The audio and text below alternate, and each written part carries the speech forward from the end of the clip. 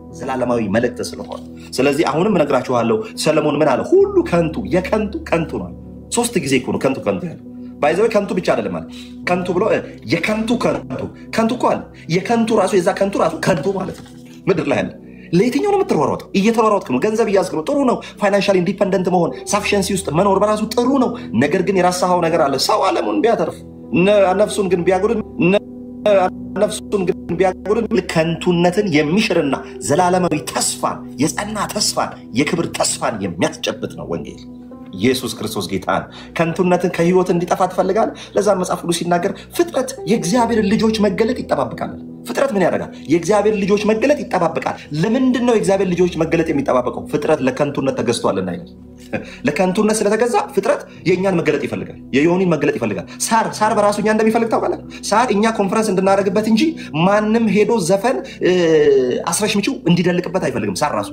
ለእግዚአብሔር ክብር ነው ሳር የተፈጠረው ኳስ እንዲጫወትበት አይደለም ሳር የሚፈልግ አንተ ቆም እንድታመልክበት መንፈሳዊ ነገር እንዲደረግበት ፍጥረት ራሱ አንተን ይፈልጋል አህያ የሆነ መጠጥ ጠላ የሆነ ጠጅ መሸከም አይደለም የምትፈልገው የእግዚአብሔርን ክብር አንተን አንድ ሚሽነሪ ተሸክማ ወንጌል ገጠር ገብተህ ብትሰብክ ትወዳለሽ ለምን ለከንቱነት ፍጥረት ስለተገዛ ፍጥረት ራሱ እኛን ነው የሚጠብቅ እኛን ወንጌል አማኞችን ነው የሚጠብቀው ኢየሱስ ክርስቶስ ጌታ ነው ስለዚህ ጳውሎስ በወንጌል አላፍርምና ሲል ምን ማለት ነው በደንብ ስሙኝ ጳውሎስ ራሱ በወንጌል አላፍርምና ሲል ምን ማለት ነው በደንብ ስሙኝ በዚህ ምድር ላይ የምታወራው ነገር በዚህ ምድር ላይ የምታወራውና የምትኖረው ነገር ውሸት ከሆነ ኦኬ ውሸት ከሆነ በደንብ ስሙ በዚህ ምድር ላይ የምታወራው ነገርና የምትናገረው ነገር ውሸት ከሆነ ዋስትና የለሽ ከሆነ ነገሩ የምታወራውና የምትናገረው ነገር ውሸት ከሆነ ነገሩ ሲገለጥ ታፍራለህ ለምን ውሸቱ ሲጋለጥ ታፍራለህ ለምሳሌ እኔ ሚሊዮነር ነኝ ሚሊዮነር እንዳልሆንክ ሲገለጥ ታፍርበታል ስለዚህ የምታፍርበት ነገር ነው ጳውሎስ ግን ምን አለ ወንጌል ውሸት ይቀይራል ይታደጋል ብዬ ሰብኬ አላፍርም ለምን አድኖ ያለው ዮኒ ሰብኮ ሲጨርስ ዮኒ አስተምሮ ሲጨርስ ስለ ኢየሱስ ተናግሮ ሲጨርስ አያፍርም ለምን ያድናል ብሎ የተናገረው ያ የሚያድን ነው ብሎ የተናገረው ወንጌል አድኖ ያየዋል ከርሱ የባሰውን ደግሞ ሲታደግ ከርሱ የባሰውን ወደርሱ ወደ ጌታ ጎያ ሲመጣ ያምንበታል አይታ ለስንት ዓመት አሁን ባለፈው ከባህሩም ጋር ሳወራ ነበር የሱ ወዳጅ ነው ለስንት ዓመት የተዘራ ዘር አያፍርም 20 ዓመት ከ20 ዓመት በኋላ ሰው ሊድን ይችላል አታፍርም ኢየሱስ ያድናል ብለን አናፍርም ለምን በወንጌል አናፍርም ለምን ያድናል ብለን ሰብከን አድኖ አይተናል ይታደጋል ብለን ሰብከን ታድጎን አይተናል በጣም አስቸጋሪ የነበሩ ሰዎች ወደ ክርስቶስ ኢየሱስ መጥተው ህይወታቸው ሲቀየር አይተናል በወንጌል አናፍርም ለምን የእግዚአብሔር ኃይል ለማዳን በእርሱ ውስጥ አለ ወንጌል ውስጥ ምን አለ ኃይል አለ ያ ኃይል ደግሞ ምንድነው ለማዳን ነው ለማጥፋት አይደለም ለሚያምኑ ሁሉ ይላል በወንጌል አላፍርምና አስቀድሞ ለአይሁዳዊ ደግሞም ለግሪክ ሰው ለሚያምኑ ሁሉ የእግዚአብሔር ኃይል ምን አለ ለማዳን ነውና ኢየሱስ ክርስቶስ ጌታ ነው እውነት ነው ያሺ የኔ ወታው አይታችሁ ጌታ የተባረከ ይሁን እግዚአብሔር ከየት እንዳነሳው ከየት እንደታደገው ህይወቱን ስታዩ ምንድነው በወንጌል አላፍርም ለምን አሸን አድኖ አይቻል ዮኒን አድኖ አይቻል ዘሪቱ ከበደን አድኖ አይቻል ኦኬ ጥበቡ ርቅየን አድኖ አይቻል ብዙዎችን አድኖ አይቻል ስለዚህ ሰብኬ ሲጨርስ እርግጠኛ ነኝ አንድ ሰው ጌታ ያገኝ ዛሬ ላይ ያገኝ ይችላል ደግሞ የሆነ ቀን ያገኝ ይችላል እርግጠኛ ነኝ አሁን እኔና ዮኒ የምንናገራችሁ ነገር ልባችሁን እንደሚነካ አምናለሁ የፈለገ እየጠላህን ሀክን ትፍ ብለ በጣም እየጠላህን እነዚህ ማላይበት የት ልሄድ እያልክ እየሰማህ የሆነ ብርሃን ያገኛል የሆነ ህይወት ያገኛል የሚያስለፈልፈን የሚያስጮህን ደምሰራችን ተከትሎ የምናወራው ነገር ለምንድነው በወንጌል አላፍርም ኢየሱስ ጌታ ሰው ሲጠጣ አያፍርም ሰው ጫት በብቱ ይዞ ሲዞር አያፍርም ሰው ውስኪን በመስቀል ሲባርክ አያፍርም ብራዘር ሰው መጠጥን ቤተክርስቲያን ግቢ ውስጥ አስገብቶ ንክስ ብሎ ሲጠጣ አያፍርም ሰው በመንገድ ላይ ሴትን ሲላከፍ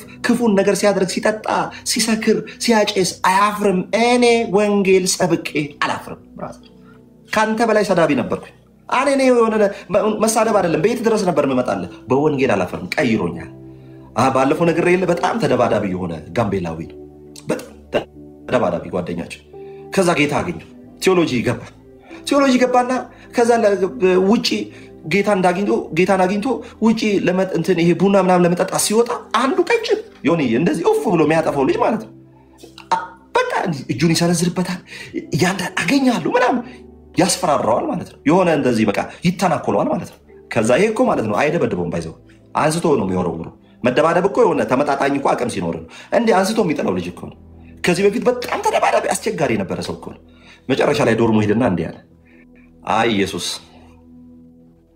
ኢየሱስ በግ ሆነ በግ አረከኛል አይታል እኛ በግ የሆነው በጉ ኢየሱስ አግኝቶን ያ በቀራንዮ ላይ እየተሰደበ ያዳነ ነው። እኛም የምንኮርጀው ሰዳቢ አይደለም፣ ተሰዳቢውን ነው የኮርጅ ነው። ስለዚህ ጴንጤ ተሰዳቢ፣ ጴንጤ ሁለተኛ ዜግነት ያለው የሆነ የመጨረሻ እነኛ አራሙጫዎች፣ እነኚህ ውርጋጦች ትላንት የመጣ በስንዴ የመጣ በኮሮሪማ የመጣ እየተሰደብን አሁን እንኳን ስድቡ እየበዛ ነው። ለምን ትላንት በስንዴ መጣ ብሎ በጣም አንደርስቲሜት ያደረጉት እየዋጠ እየገዛ ሲመጣ መድረክ ስብከታቸው ሁሉ ጴንጤ ሰሙን አይታል። እያንዳንዱ ስብከታቸው ጴንጤ ነው። እኚህ ፕሮቴስታንቶች እኒህ መናፍቃን ለምንድን ነው ስለኛ ቀኑን ሙሉ የሚያወሩ? ተጽዕኖ አምጥተናል። ፍጥረት ሁሉ ጴንጤ ይሆናል። አላንተም እነግርሃለሁ ምንም አማራጭ የለም ወደ ኢየሱስ ከመምጣት ውጭ። የትኛውም ሃይማኖት አሁን ድናል ጸድቃል የሚል የለም። ሁሉም ሃይማኖት ቼክ ነው ያለው። እኛ እኮ ካሽ ነው ያለን። ካሽ ብራዘር እነሱ ቼኩንም አልያዙም። ሲጀምር ቼኩንም አልያዙም። ወደፊት ድናለው ነው የሚል አልያዘም። እኛ ካሽ ላይ ድነናል፣ ጸድቀናል። አሁን ድነናል፣ አሁን ጸድቀናል፣ አሁን ተቀድሰናል። የትኛውም ቤተ እምነት ከወንጌል አማኝ ውጭ ብትሄድ ድነሃል፣ ጸድቀሃል የሚል ማንም የለም። አንድ ክርስቲያን ብሎ እግዚአብሔር የሚያውቀው በክርስቶስ ብቸኛ አዳኝነት ያመነው ጴንጤ ብቻ። ለሌሎችም እንነግራቸዋለን፣ ወደዚህ ወደ ክርስትና እንድትመጡ እንነግራቸዋለን። በወንጌል አላፍርምና ይላል። ኢየሱስ ጌታ ነው። ወንጌል እርግጥ የሆነ ታማኝ የሆነ ሐቅ የሆነ ለማመን የሚከብድ ግን መልካም ዜና ነው። በእምነት ተጸድቃል ሲባል ይከብደዋል። ኢቫንጌሊዮን የሚለው ትርጉም እኮ በራሱ በፊትም ነግሬያቸዋለሁ። ኢቫንጌሊዮን ማለት ለማመን የሚከብድ ነገር ግን እርግጥ የሆነ ዜና ማለት ነው። እርግጥ የሆነ ዜና። ለምሳሌ አሁን ለዮኒ መጥቼ ዮኒ $10 ሚሊዮን አሸንፈሃል ሎተሪ ብል ኧረ ተው እባክህ ሙድ አትያዝ ነው የሚለኝ። ለምን? ለማመን ይከብዳል። ነገሩ ከፍ ያለ ነው። አይተሃል። አሁን በስራዬ ጸተን ግን ና ሸክምህን ላራግፍልህ ይላል። አንተ ግን ሸክም ትሸክማል። አንተ ግን አሁንም ድንጋይ ትሸክማል። አንተ ግን አሁን እግርህም ወገብህም እጅህም ተጠፍሮ የበሰበሰ የከረፋ ውሃ ውስጥ ትገባለህ። አንተ አሁንም ፍርፋሪ ትበላለህ። አንተ አሁንም የጠላ እንስራ ያለበትን እንስራ ላስ ይላል። እነግርሃለሁ ሸክሙን እግዚአብሔር በክርስቶስ ኢየሱስ ላይ አድርጎ ከአንተ ላይ ሸክሙን ሊያንከባልልህ ኢየሱስ ይፈልጋል። የቱንም ያክል አለባበስ መልካም ይሁን፣ የቱንም ያክል ነጭ ልበስ፣ የቱንም ያክል ቀስ ብላ ሸብሽብ፣ የቱንም ያክል ጸጉርን ክሊን ከታር ቀስ ብላ አውራ፣ እኛ እንዲህ ነው ምን ዘምረው ብለህ የፈለገ ስሎ ሞሽን መንፈስ አውራ። ምንም ጸድቅ የለም በዛ ውስጥ ምንም የለም። ምግብ ለስራ ይባላል ብሎ ምግብ ለስራ በለውስ እኛ የህይወት እንጀራ የሆነው ክርስቶስ ኢየሱስን አግኝተናል። በክርስቶስ ኢየሱስ አምነን ጸድቀናል። ኢየሱስ ክርስቶስ ጌታ ነው። ብራዘር ኢየሱስ ጌታ ነው። ኢየሱስ ጌታ ነው። በወንጌል አናፍርም። ኢየሱስ ብለን አናፍርም። ኢየሱስ ክርስቶስ ብለን አናፍርም። አሜን። ዓለማችን ላይ ብዙ ኃይሎች ተገልጠዋል። ዓለማችን ላይ ብዙ ኃይሎች ብዙ የኒውክለር ኃይል ባዮሎጂካል። ኢየሱስ ጌታ ነው። አሁን ለምሳሌ ኒውክለር አሜሪካ በጣም ልዕለ ኃያል ሀገር ናት። አሜሪካን አይደለም በአክሽን በንግግር እንኳን የሆነ ሊያስብ የሚችል ነገር የለም። ለምን? ኃይል አላት፣ ጉልበት አላት። ስለዚህ ማንም ተንበርክኮ ቁጭ ይላል። ኃይል ስላላት እንጂ በጣም የሚጠሏት ሀገሮች አሉ፣ ቢያጠፋት ደስ የሚላቸው ማለት ነው። አይታል። ሁሉም ያለው ኃይል ምንድን ነው? ለማጥፋት፣ ለመቀየም፣ ለመቆንጠጥ፣ በስልጣን ላይ ለመሰንበት ነው። ብቸኛው ስልጣኑ ለቆ መጥቶ የሞተል ኢየሱስ ነው። ስልጣኑን ለማስጠበቅ አይደለም፣ ስልጣኑን ትቶ መጥቶ ከእግዚአብሔር ጋር መተካከል እንደሚገባ ነገር ሳይቆጥር ኢየሱስ ክርስቶስ የእግዚአብሔር ልጅ። ማንም ከስልጣኑ ላይ ወርዶ ስልጣኑን ትቶ አንተን ለማዳን አይመጣም። ከተገኘ አንተን ገሎ ስልጣኑን ያሰነብታል። ኢየሱስ ግን ከክብሩ ወርዶ መስቀል ላይ ተሰቅሎ ጎኑ እየተወጋ ውሃና ደም እያፈሰሰ በረጋ ደም በተጣበቁ ከንፈሮቹ ለሚገሉት እየለመነ ከሊቶስጥሮስ ግርጌ እስከ ቀራንዮ ራስጌ እየተዳፋ አይኑ በቡጢ አብጦ በአናቱ ላይ እሾህ አክሊል ተደርጎለት ልብሱ ላይ ዕጣ እየተጣጣሉበት ሙድ ይዘውበታል። ኢየሱስ ላይ ልብሱ ላይ ዕጣ ተጣጥለው ሙድ ከያዙበት ኢየሱስን በቡጢ መተው የመታ ማን ነው? ነቢይ ከሆንክ ንገረን እያሉ ሙድ ከያዙበት ዛሬስ ዓለም እንዴት ነው አንተ ላይ ሙድ የማትይዘው? ዛሬስ ዓለም እንዴት ነው አንተ ላይ ሙድ ለመያዝ ጴንጤ ሆነ እገሌ እያለ ድሮ አንተ ታዋቂ የነበርከውን ሰውዬ ዛሬ ለማሸማቀቅ ስንት የሚነገሩ ነገሮች ነበሩ። ለምን ሲባል ኢየሱሳችን ላይ ተደርጓል። ጌታ ይወዳችኋል። እኛ ዓላማችን ወደ መዳን እንድትመጡ ነው። ወደ ድህነት እንድትመጡ ነው። ወደ ደህንነት እንድትመጡ ነው። የእግዚአብሔር የልቡ ሐሳብ ኢየሱስ ነው። የልቡ ትርታ ኢየሱስ ነው። ኢየሱስ እንዲነገርለት ይፈልጋል። መጽሐፍ ቅዱስ አይታችኋል። ጳውሎስ ምንድን ነው ያለው? ክርስቶስን የተሰቀለውን ክርስቶስን እንሰብካለናል። ዮሐንስ በራእዩ ደግሞ ዮኒዬ እንዲህ አለ፣ ታርዳሃልና ይገባሃል አለ። ጳውሎስ ምን አለ? የሚሰበከው የተሰቀለ ነው አለ። ዮሐንስ ደግሞ ምን አለ? ታርደሃልና ይዘመርልሃል፣ ምስጋና ይገባሃል። ስለዚህ ያልተሰቀለ አይሰበክም፣ ያልታረደ አይዘመርለትም። እንድች ብዬ ብዬ ለማርያም አንደበቴን አልከፍትም፣ ብዬ ለጳውሎስ አንደበቴን አልከፍትም። አንደበቴን የምከፍተው ለተሰቀለልኝ፣ ለሞተልኝ፣ መስቀል ላይ እንደ ቆዳ ለተወጠረልኝ፣ ሕይወቱን አሳልፎ ለሰጠኝ ለጌታዬ ለኢየሱስ ክርስቶስ ብቻ የምኖር ሰው ነኝ እኔ። ኢየሱስ ክርስቶስ ጌታ ነው። ከእርሱ ውጪ የምታመንለት፣ ከእርሱ ውጪ የምዘምርለት ፍጥረት ማንም የለም። አብራኝ ለምትዘምር እኔ አልዘምር፣ አብሮኝ ለሚሰግድ ለሚካኤል አልሰግድም፣ አብራኝ ለምትዘምር ለማርያም አብሬ አልዘምርም። አብረን ዘማሪ ኳየር ነን። ባይዘውኛ ሰማይ ስንሄድ ከነ ማርያም ጋር ኳየር ነን። ለኳየር እንዴት ነው የምትዘምረው አንተ? ለዘማሪ ትዘምራለህ እንዴ? በፍጹም አልዘምር። የተሰቀለውን ብቻ ሰብካለሁ። ለምን? ኢየሱስ የማያልቅ ርዕስ ነው። ቶሎ ልሂድ እስቲ። ኢየሱስ ክርስቶስ ጌታ ነው። በደንብ ስሙ። የእግዚአብሔር ኃይል ለማዳን ነው። የእግዚአብሔር ኃይል ለማዳን ነው። ኃይሉ ደግሞ ወንጌላዊ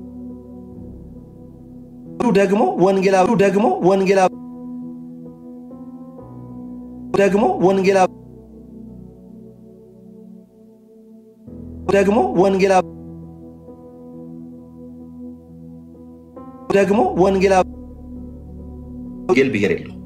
ወንጌላዊ ድካም አለው፣ ወንጌል ድካም የለበትም። ስለዚህ ኃይሉ ያለው ወንጌላዊ ውስጥ ነው፣ ወንጌል ውስጥ ነው።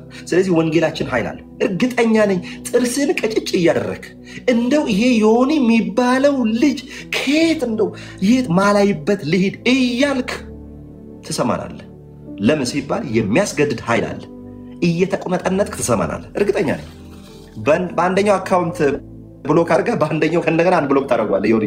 ከዛ ትሰማዋለህ እያንገሸገሸ። እኔ እኮ ዮኒ የሚገርመኝ እንደው ይሄን ልጅ ማላይበት የት ልሂድ ይላል። ብሎክ እኮ አድርጎ ማረፍ እኮ ይችላል። ይወዳል፣ እየጠላህም ይወዳል። ለምን? የምትናገረው ነገር ምን አለው? ኃይል አለው። አሁን አንድ ልጅ እዚህ ጋር እየሰደበኝ ነው፣ ብዙ ስድብ እየሰደበኝ ነው። በረከት የሚባል አቤት አቤት አቤት፣ በጣም እየጠላኝ ይሰማኝ። ስለምትሰሙን እናመሰግናለን። እየሰደባችሁን ስለምትሰሙን ባይዘወይ እግዚአብሔር ምን ያለ የተባለ የስሙን ትርጉም እንኳን ቢያውቀው እኮ ደስ ይለኝ ነበር። የስሙ ትርጉም በረከት ነው። እሱ ግን የሚሰጥ ስድብ ነው። አይገርምም? የሰማያዊ ትርጉም እንኳን አያውቁትም እንኳን።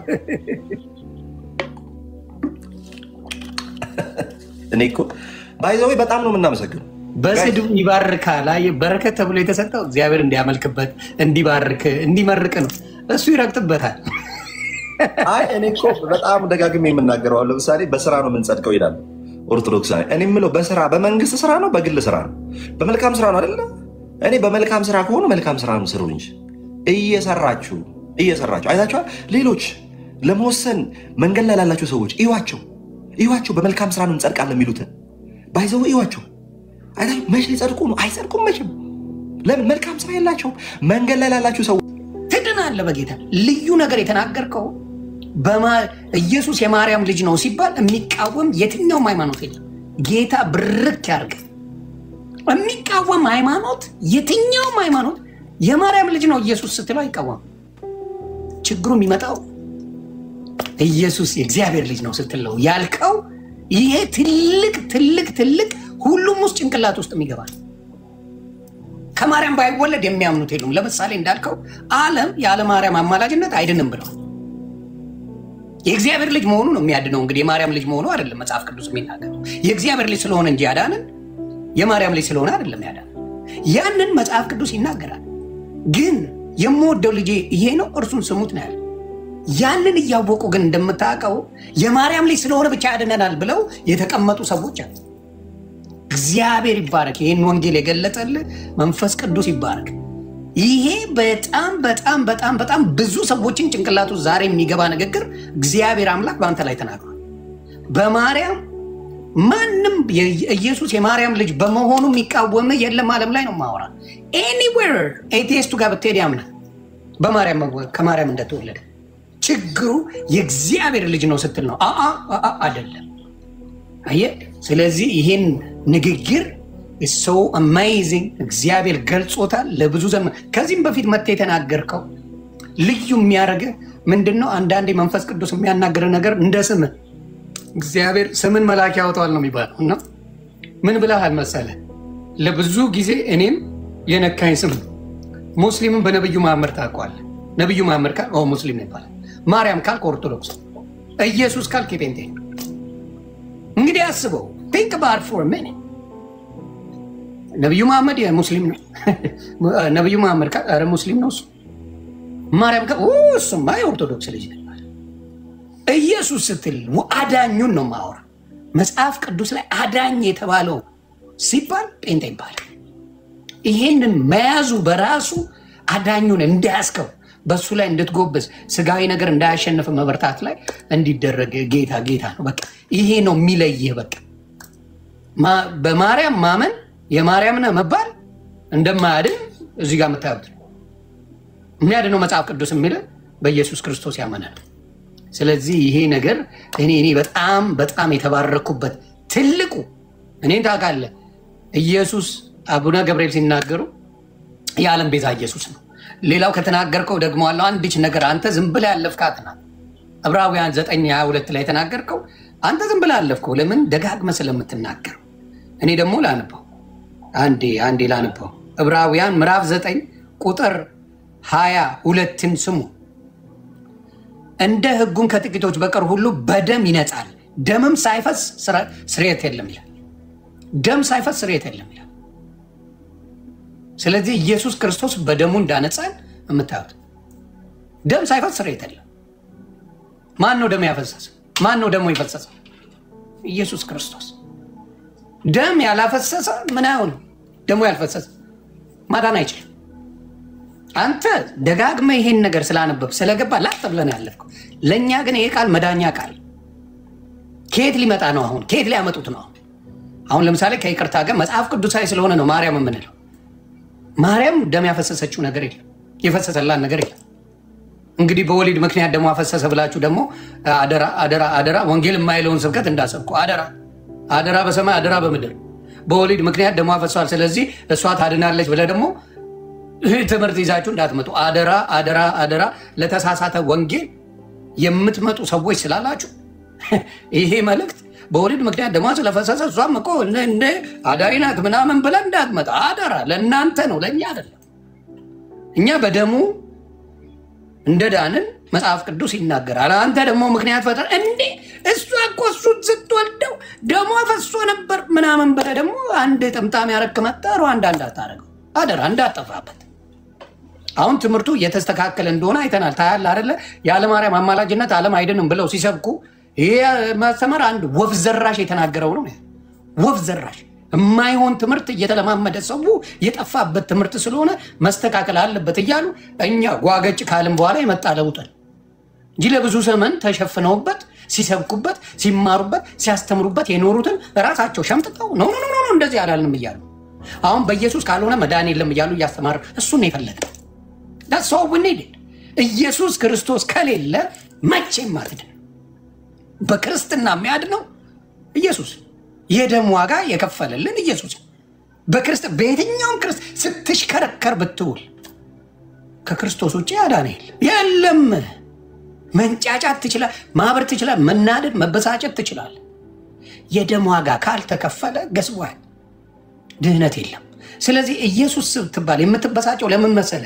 የሰበኩ ሌላ ነገር የሰበኩ ማርያም በልጣለች። ትላንትና ከትላንት ወዲያ የሆነች የት ገባች እኔ ቤት ይቅርታ አንተንም ትንሽ ብሬክ ለመስጠት ፈልጌ ነው። ገባችና ምን አለች መሰለ? ያለ ማርያም ዓለም አይደንም አለች። አይ ኖ አንደርስታንድ አደርግሻለሁ። የተሰበክሽው ነው አልኳት። ተሰብክሻል እና አንቺ አባት ያሉትን ላሰማሽ ብዬ አሰማት። ገና እጄ ጠይቃለሁ አለች። ግን የትኛው መጽሐፍ ቅዱስ ላይ ነው ያነበብሽው አለ። አይ እኔ መጽሐፍ ቅዱስ አንባቢ አይደለሁ ግን ተነግሮኝ አዳምጫለሁ አለች። አየ መጽሐፍ ቅዱስ ለአንዳንድ ሃይማኖቶች መሰረት አይደለም፣ ሆኖም አያውቅም፣ አይሰብኩትም። የእንትና ሰውዬ በረከታችን ይድረስብን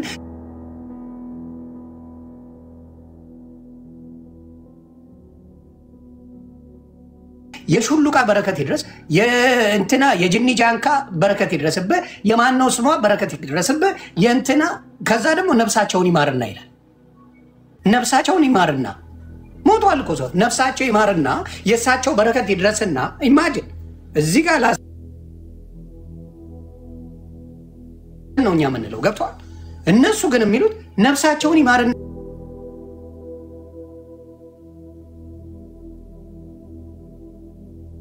ጸጋ የተሰጠን በረከት የተሰጠን በነፃ እንደሆነ ረስተውታል። እነሱ ተዘግዝቀው ወይም በሆነ ነገር ሆነው ያገኙት በረከት መስሏቸው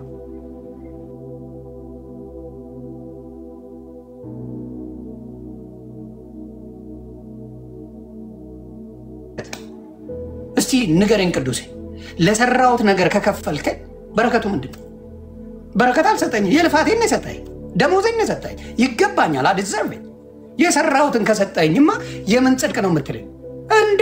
ዋጋዬ ነው ኦቨርታይም የሰራውን ሰዓትን የሰራውን ቀንሶ ቢሰጥ ደሞዝ ላይ እንግዲህ አስበው ፎር ሚኒት ስራ ሰራ በሰዓት ነው አሜሪካን ሀገር አውሮፓ የሚከፈል ታየ ስራን 40 ሰዓት የሰራው 36 ነው ብሎ መጣል ነው ትሄዳለህ 4 ሰዓት መልስ ደሞዜ ጨምረ ሰጠኝ ነው የምትለው ይሄ በረከት ነው? አየህ ምን ያህል ሰውን መከራ ያበሉት በስራ ነው መጠርቀው ያሉ ምን ያደርጉታል? ለእግዚአብሔር ጋር ክሬዲት ሳይሆን እንዲሰርችለታል እንዲያደርግለታለሁ ለእግዚአብሔር ብለው የሚፈታ ለዚህ ነው ያልዳኑበት። ገባ? የምሰራው ነገር ከተከፈለኝ እኔ ገዝዋት ደሞዜ ነው ጠይቃል ሰርቼ ያለው ይገርፔኝ ያልሰራነውን በእኛ ላይ የሰራው ክርስቶስ ሲከፍለው ያጸጋ ነው ያበረከት ነው ያበረከት። አሁን ለምሳሌ ሎተሪ ስትገዛ የአንድ ብር ሎተሪ ገዝተ 100 ሚሊዮን ቢደርስ ትደነግጣል። እንዴት ሆኜ እድለኛ ነኝ ነው እንጂ ሎተሪ ቆርጬ ነው አትል። እድለኛ ስለሆንኩ ደረሰኝ ነው የምትለው ደረሰኝ። ከዛ በኋላ አይ በቃ ቶ አንድ ብሩ ነው የሚሰጥ ብትባልስ ከስለከሰ ነው የምትዞር ስትከሰ ነው የምትዞር።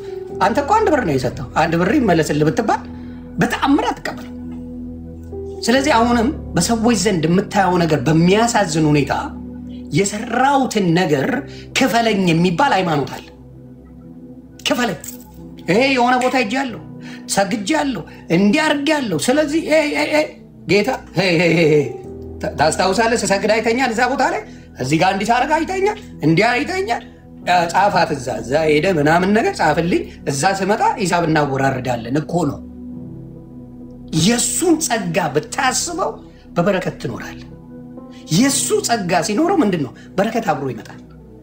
ይሄ እንዳልከው እንደኔ አይነት ላስላሱ ይቀራል ምኑ ይቀር ሁሉ ነገር የበረከት ከውስጥ የሚወጣው ነገር በሙሉ በረከት ያለው ነገር ይሆናልና ብዙ ጊዜ ሰው የሚሸወደው በምን ሁኔታ ነው? ሰርቼ ነው ምንን እግዚአብሔር ማስደስተው እሱ እንደሰራለት ታዲያ ለምን ተቀጠቀጠ ስትለው አይገባው። ለምን ያን ሁሉ መከራ የእግዚአብሔር ልጅ ተቀበለ ብትለው ይላል። ሃይማኖተኞች እኮ ነበራችሁ እና የነበሩ ሰዎች ናቸው አይደል? ሃይማኖት ያላቸው ህግን የሚያከብሩ ምን የሚሉ ሰዎች አይደል ሲቀጠቅጡት የነበረው? በህግን የሚያከብሩ ሰዎች ናቸው እንግዲህ ሲገርፉት የነበረው እንጂ ወሮ በላና ሌቦች አልነበሩ። ስራውን በስራ እንድናለን በስራ እንጸድቃለን የሚሉ ሰዎች ነበሩ። ክርስቶስን ምን ሲያደርጉ የነበሩ ሲቀጠቅጡት ሲገርፉት ሲተፉበት አንተ እግዚአብሔር ልጅ ኮ የማርያም ልጅ ኮንክ አላሉት። እቺ እንዳትረሱ የማርያም ልጅ ኮንክ ራስን አድን አላሉትም። ያቺን ቃል እንኳን አትጠቀሙ። የማርያም ልጅ ኮንክ ራስን አድን አልተባለ። አምጣ የማርያም ልጅ ኮንክ ራስን አድን አላሉትም። የእግዚአብሔር ልጅ ኮንክ ራስን አድን። የእግዚአብሔር ልጅ ነኝ ስላለ ነው የተቀጠቀጠው። የእግዚአብሔር ልጅ ነኝ ስላለ ነው ምን የተገረፈው የተተፋበት ወንጀለኛ የተደረገው። የማርያም ልጅ ስለሆነ አይደለም ማንንም አልጠየቀው። የማርያም ልጅ አይደለም እንዴ ነው ያሉት? የማርያም ልጅ አይደለም እንዴ? የዮሴፍ የቀራጩ ልጅ አይደለም እንዴ ነው የተባለው? ኢየሱስ ክርስቶስ እሱ ልጅ አይደለም እንዴ? ወንድሞቹስ ከኛ ጋር አይደለም የሚኖሩት? እህቶቹስ ከኛ ጋር አይደለም እንዴ የሚኖሩት ብለው ነው የተናገሩት። እንዴት የእግዚአብሔር ልጅ ነኝ ይላል? ጸቡ የእግዚአብሔር ልጅ ነኝ ከማለት ጋር የከሰሱት በእግዚአብሔር ልጅነት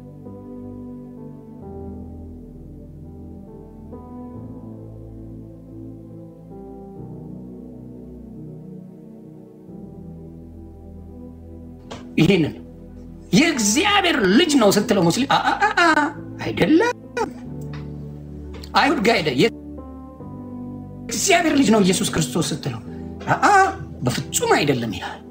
ሌሎችም ጋር ስትሄድ ማርያም ልጅነት በማርያም በኩል የሚያድን የመሰላቸው በማርያም በኩል አላዳነንም አያድነን የሚያድነን የእግዚአብሔር ልጅ መሆኑ እንጂ የማርያም ልጅ መሆኑ ምንም አያድነንም፣ ጨርሶ አያድነንም። ምክንያቱም ማንኛውም ያምናል፣ ማንኛውም ትውልድ የማርያም ልጅ መሆኑን ያምናል። ማንኛውም እዚህ ምድር ላይ ያለው የማርያም ልጅ መሆኑ ያጣላው አንድ ሃይማኖት የለም። ያጣላው የእግዚአብሔር ልጅ የአንድያ የእግዚአብሔር ልጅ መሆኑ መስቀል ላይ ተሰቅሎ ለኛ በደሙ የዋጀን ስለሆነ ነው። ብርክ በሉልኝ፣ ወደ ወንድማችን እንሄዳለን። ይሄ ድንቅን ትምህርት እኔ ሰምቼውም ስለማላቅ ደረቴን ነፍቼ እንድናገርበት ስላርከኝ ቅዱሴ እግዚአብሔር ብርክ ብርክ ብርክ አድርግልኝ። ቀጥልልኝ። ጌታ ይባርክ። ይሁን። ያው በቃ ይሄ ክርስትና የምንጫወተው ነገር ቃሉን ተጫወተው ይላል። ምን ማለት ነው? እኔ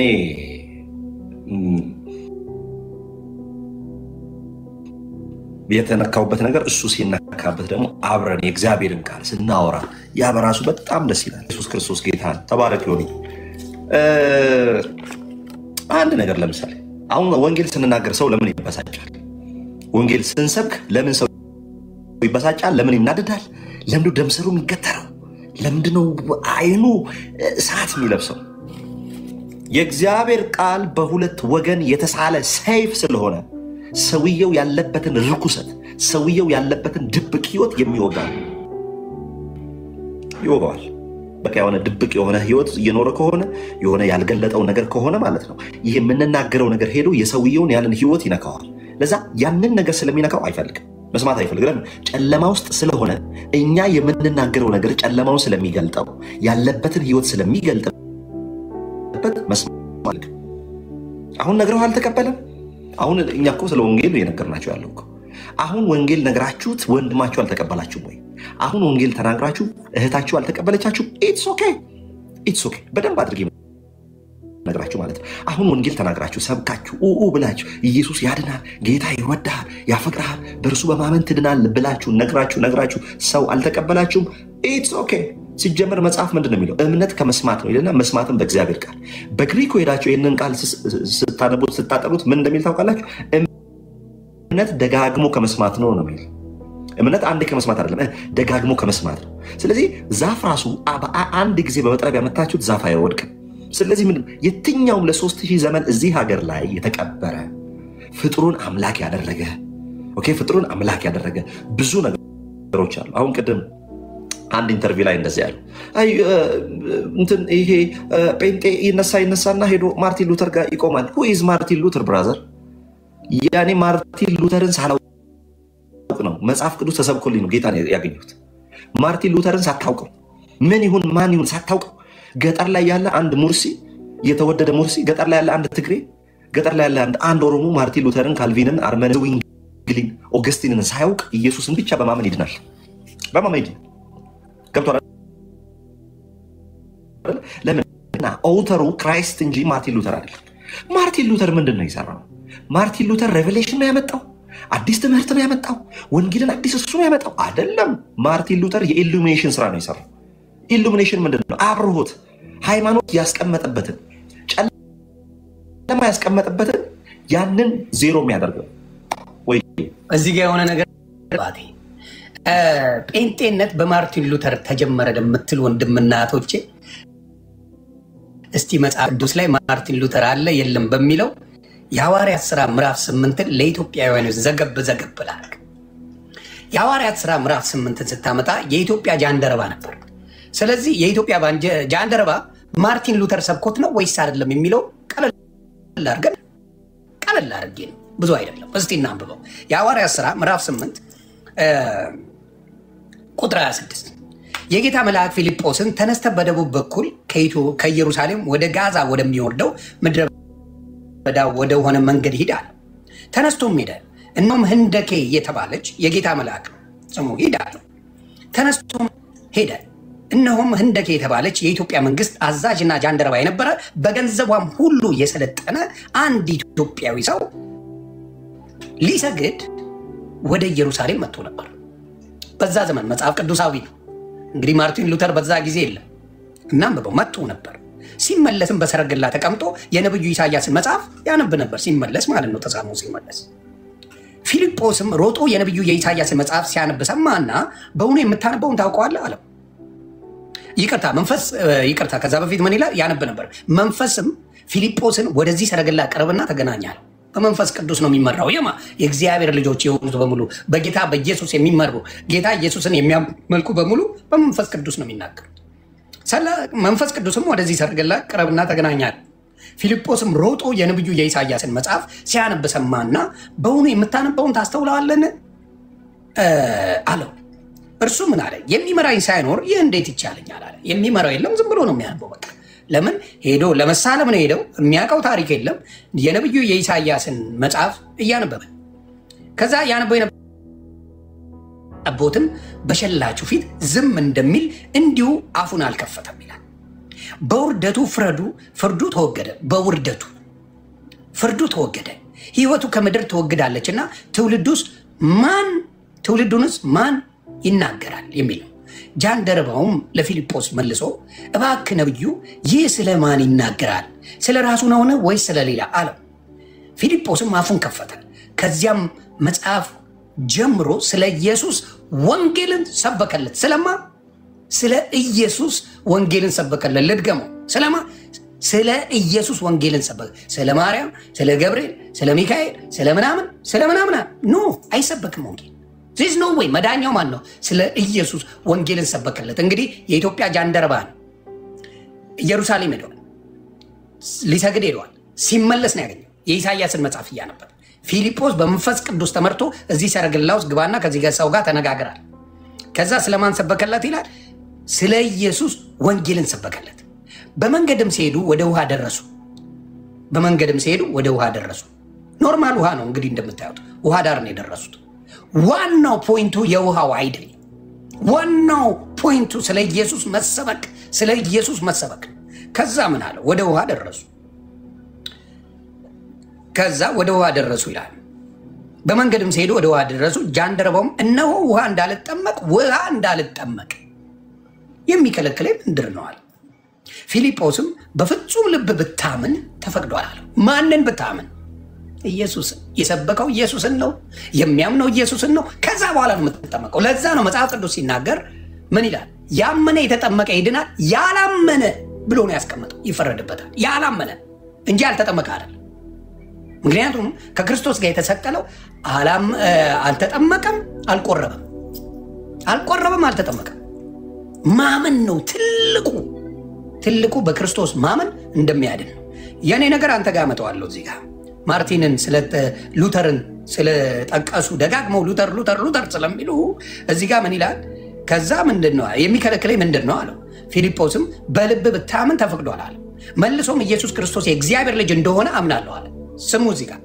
መልሶም ምን አለ ኢየሱስ ክርስቶስ የእግዚአብሔር ልጅ የማርያም ልጅ አይደል የማርያም ልጅ መሆኑን ሁሉም ይስማማል everybody እድሜ ለቅዱሴ ብርክበል በአንተ ላይ ሆኖ መንፈስ ቅዱስ ተናግሯል ይሄን ቃል የእግዚአብሔር ልጅ መሆኑን አምናለሁ እዚህ ጋር ነው የሚጠናቀቀው የእግዚአብሔር ልጅ መሆኑን አምናለሁ አለ ሰረገላው የሚቆም ዘንድ አዘዘ ከዛ ምን ሆነ ሰረገላው የሚቆም ዘንድ አደ ፊልጶስና ጃንደረባው ሁለቱም ወደ ውሃ ወረዱ አጠመቀውም ይላል ከዛ ሲሆነው ልገር ከውሃው ከወጡ በኋላ የጌታ መንፈስ ፊልጶስን ነጠቀ ጃንደረባው ሁለተኛ አላየውም ደስ ብሎት መንገዱን ይሄድ ነበርና ይላል የኔ ጥያቄ ለኢትዮጵያውያን ወንድምና እህቶቼ ሉተር በ15ኛው ክፍለ ዘመን ነው ጴንጤን ያመጣው አልከኝ ሉተር በ15ኛው ክፍለ ዘመን ጴንጤን ያመጣው አልከኝ የኢትዮጵያ ጃንደረባ ኦርቶዶክስ ቢሆን ኖሮ በ40 ቀኑ ተጠምቆ ነበር ምክንያቱም ወደ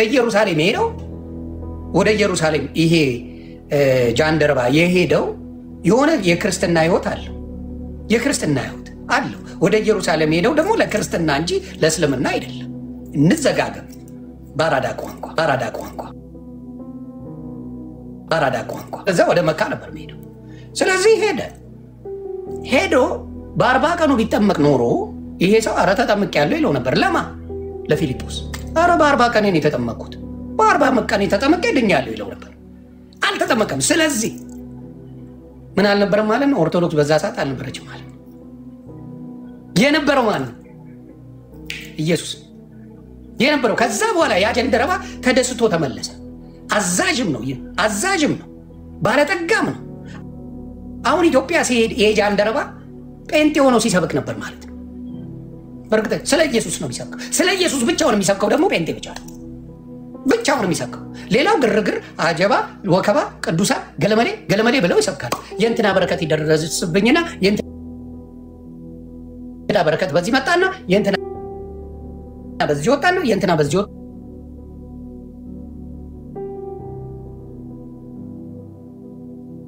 ወጣና አብሮ ይገባል።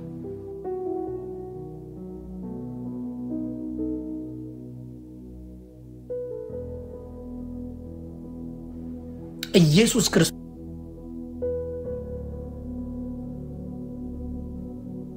ያልተጠመቀ ነው። የት ሊገባልህ ነው? ኢየሱስ ብቻ ነው የሚሰበከው። ኢየሱስን ሰበከለት ይላል። ምን መሆኑን? የእግዚአብሔር ልጅ እንደሆነ አዳኝ እንደሆነ ሰበከለት። ከዛ ምንድነው የሚከለክለኝ አለው? የእግዚአብሔር ልጅ መሆኑን አምናለሁ። ኢየሱስ ክርስቶስ ተጠመቀ። ተባረኩልኝ። ይሄንን ነው ዋናው የጌታ የኢየሱስ ክርስቶስ ስብከት። የሚያጣላን የእግዚአብሔር ልጅ ስትለው ነው፣ የማርያም ልጅ ስትለው ማንም እንደማይጣላ ሙስሊሙም፣ ኦርቶዶክሱም፣ ካቶሊኩም፣ ጴንጤውም ማንም አይጣላ። ስለዚህ ክብር ለኢየሱስ ይሁን። ወደ ወንድሜ ሉተር ስላልክ በዚሁ ቺን ዘግቤ ከዚህ በኋላ በሉተር ብሎ የሚንጫጫ መንፈስ ባዶ ይገባል። ጠይቀው ነው የምልህ። ኖ ሉተር ሳይሆን ይሄን ጃንደረባ ጠይቀው፣ የመጽሐፍ ቅዱሱን ጃንደረባ ጠይቀው ይላል። አፉን ይዘጋል ከዛ በኋላ። ክብር ለኢየሱስ ይሁን። ወንድሜ ይቀጥል። ተባረክ ይሁን። የሚገርመው ያ ሰውዬ ሲጠመቅ ሚስጥረ ሜሮንም አልነበረም፣ ሜሮንም አልተቀባም፣ ሌሎች ነገሮችም አልነበሩም። 5 አዕማደ ሚስጥርም አልተጠየቀም። ማርያም አማላጅ መሆኗን ታምናለህ ወይም አልተባለም። የተጠመቀው ምንድን ነው ሲባል ኢየሱስ ክርስቶስን አመነ፣ ተጠመቀ። የሚሄደነው ምን አይነት ሰው ነው? ያመነ የተጠመቀ። ኦርቶዶክሳውያን ደግሞ እንኳን ኢየሱስን አባትና እናታቸውን ሳያውቁ ነው የሚጠመቁት። ስለዚህ ጌታ ኢየሱስን አታውቁም፣ ወደ ኢየሱስ ነው አምናችሁ ተጠመቁ የምንለው ለዛ ነው። ስለዚህ እዛ ቤት ሻወር እንጂ ጥምቀት የለም። ስለዚህ በ40 ቀን እንኳን ኢየሱስን ሰምተህ ማመን አለ እናትና አባትን አታውቅም። ስለዚህ ና ምንልህ ለዛ ኢየሱስ ክርስቶስን ሳታመን ያን ጃንደረባ አይታችሁታል አይደል? ያ ጃንደረባ አይ እኔ 5 አዕማደ ሚስጥራት 7ቱ ሚስጥራተ ቤተክርስቲያንን እንትን ማለት አለብኝ፣ በእንትና አማላጅነት ታምናለህ አልተባለም። ቁርባኑስ ሜሮን አለ። ምንም ሌላ ነገር አልተቀባም።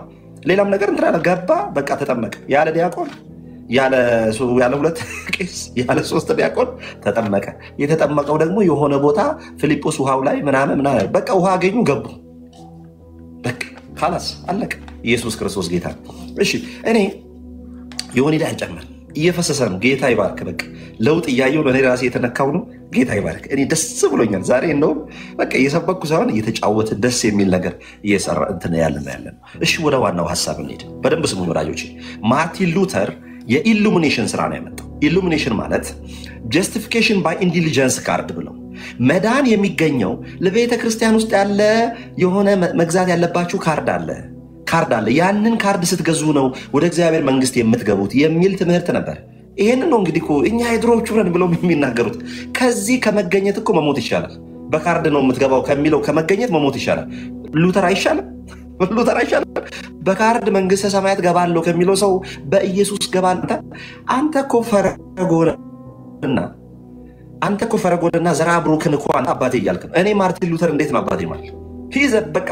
በጣም የተወደደ የእግዚአብሔር ሰው ብቻውን ጃይንት የሆነውን የሮማን ካቶሊክን ያንቀሳቀሰ ሰው፣ ያንቀጠቀጠ ሰው ኢየሱስ ጌታ። ስለዚህ እርሱ ቢሆን መጥቶ የሰበከው ሮሜ 4 ነው። መዳን በእምነት ነው።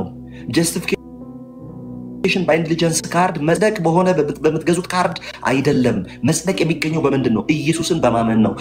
ማርቲን ሉተር ማንን ነው የሰበከው? የጳውሎስን መልእክት ነው የሰበከው። የጳውሎስን መልእክት ሃይማኖት ከላይ አግበስብሶ ሸፍኖት ነበር። ኢሉሚኔት አደረገው፣ አነሳው። አቧራውን ሃይማኖት የሸፈነው ነገር አነሳው እንጂ ነበረ። ስለዚህ የእምነታችን ጀማሪ ማርቲን ሉተር ሳይሆን ኢየሱስ ክርስቶስ ነው። ማርቲን ሉተር የተወደደ የቤተ ክርስቲያናችን አባት ነው። ስሙ የተባረከ ይሁን እግዚአብሔር። ስለዚህ ወንጌል የእምነታችን ጀማሪና ፈጻሚ ኢቨን ኢፍ እንኳን ማርቲን ሉተር አብርሃምም አይደለም። የእምነታችን ጀማሪና ፈጻሚ አብርሃምም አይደለም። አብርሃም የእምነት ጀማሪና ፈጻሚ አይደለም።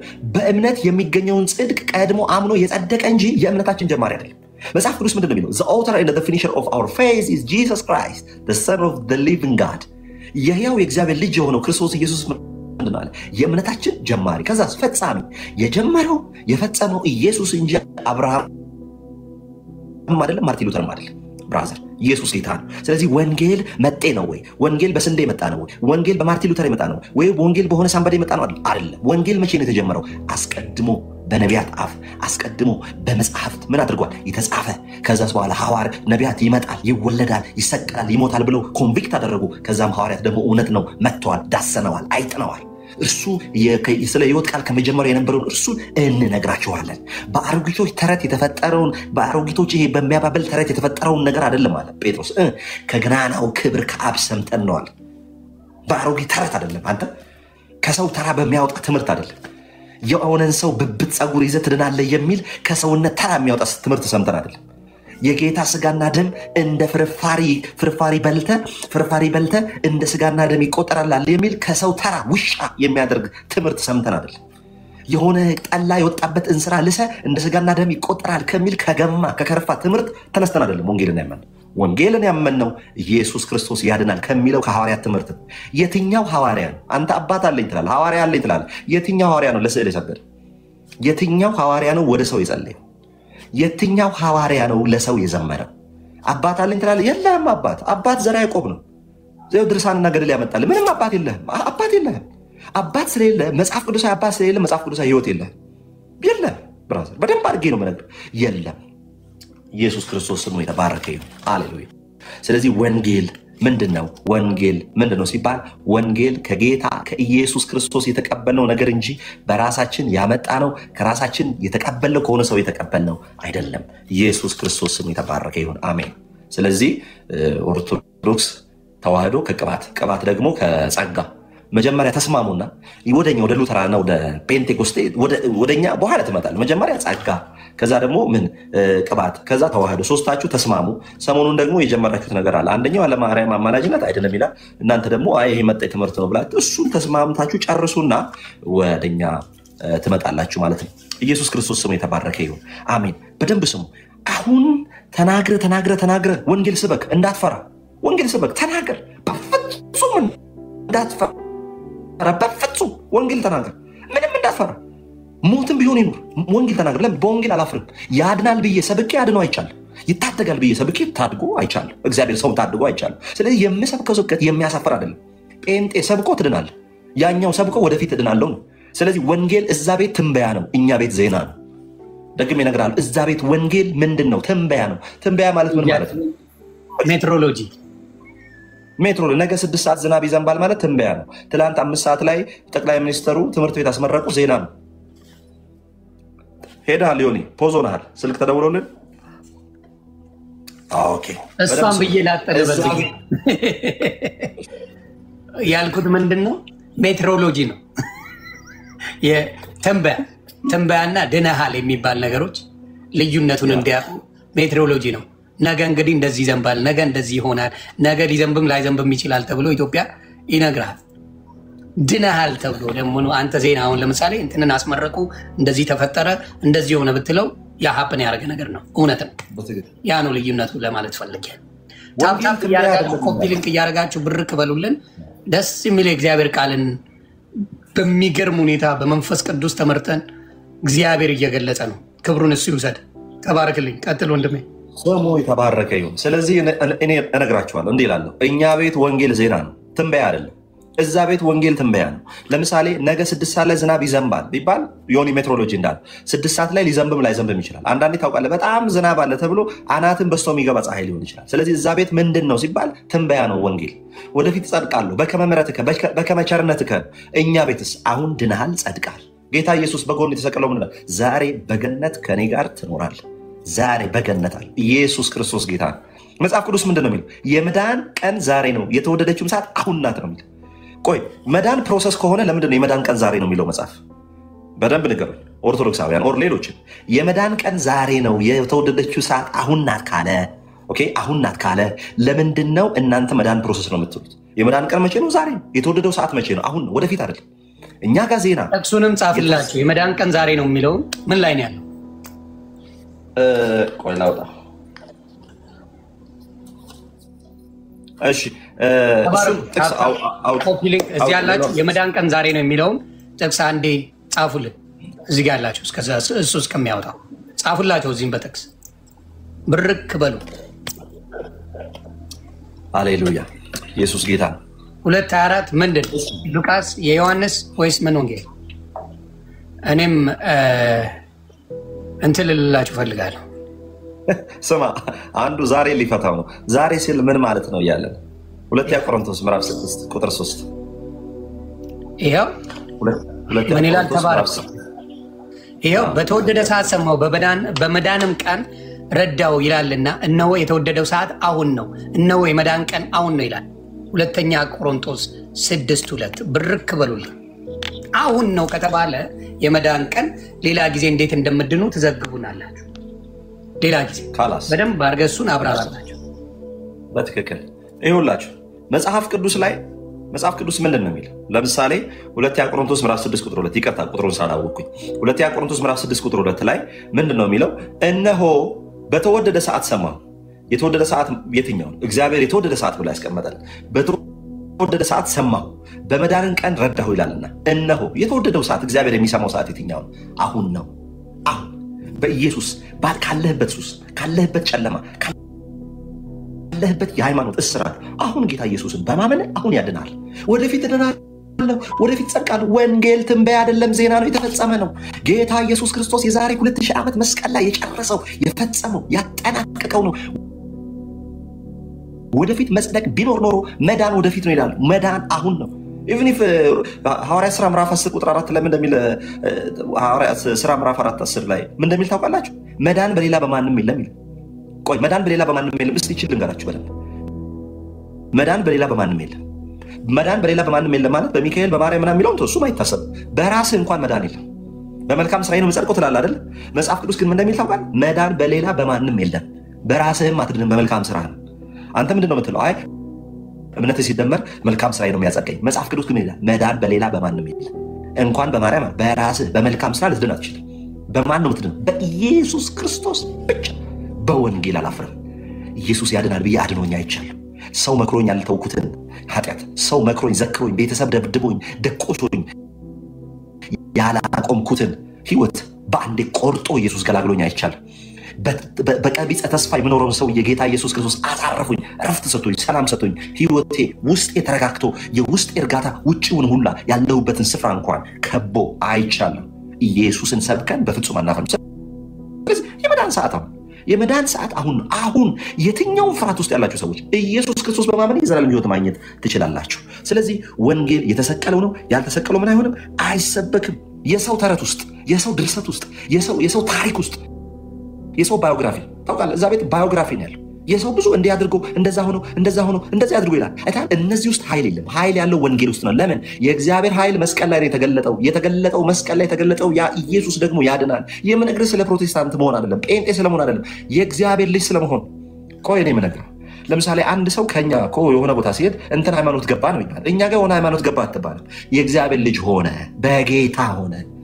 በጌታ ሆነ ነው። ስለዚህ ወንጌል ምንድን ነው? በጌታ መሆን እንጂ በሙልጌታም በመርጌታ መሆን አይደለም። ስለዚህ ወንጌል ሰብከን አናፍርም። ለምን? የሚያድን ነው፣ የሚታደግ ነው፣ የሚያሸንፍ ነው፣ ልብን ምን የሚያደርግ ነው? የሚገዛ እረፍት የሚሰጥ። ወንጌሉ ደግሞ እንዴት ነው? ከእምነት ወደ እምነት የሚገለጥ ነው። ከእምነት ወደ ስራ አይደለም። ይኸውልህ በኃጢአት ላይ መንገስ ትፈልጋላችሁ? በኃጢአት ላይ አቅም እንዲኖራችሁ ትፈልጋላችሁ? ኃጢአትን ማሸነፍ ትፈልጋላችሁ? ኃጢአትን ማሸነፍ ከፈለግ መጽሐፍ ቅዱስ በሮሜ ምዕራፍ 5 ቁጥር 17 ላይ እንዲህ ይላል። ኃጢአትን ለማሸነፍ በቃ በብዙ አይነት ውጣ ውረድ ኃጢአትን ለማሸነፍ በጣም እየታገላችሁ ከኃጢአት ጋር እየታገላችሁ ያላችሁ ሰዎች መጽሐፍ ቅዱስ እንዲህ ይላል።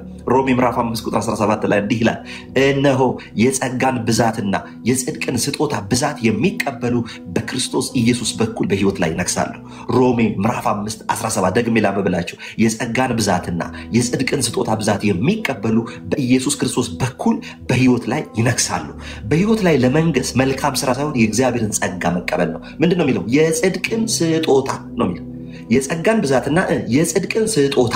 ስለዚህ ምንድን ነው? ጽድቅ ስጦታ እንጂ ችሎታ አይደለም። ስለዚህ የጽድቅን ስጦታ ከእግዚአብሔር ስትቀበል በህይወት ላይ እየነገስክ አቅም እያገኘ ትሄዳለህ። ስለዚህ ጽድቅ ስጦታ እንጂ ችሎታ አይደለም።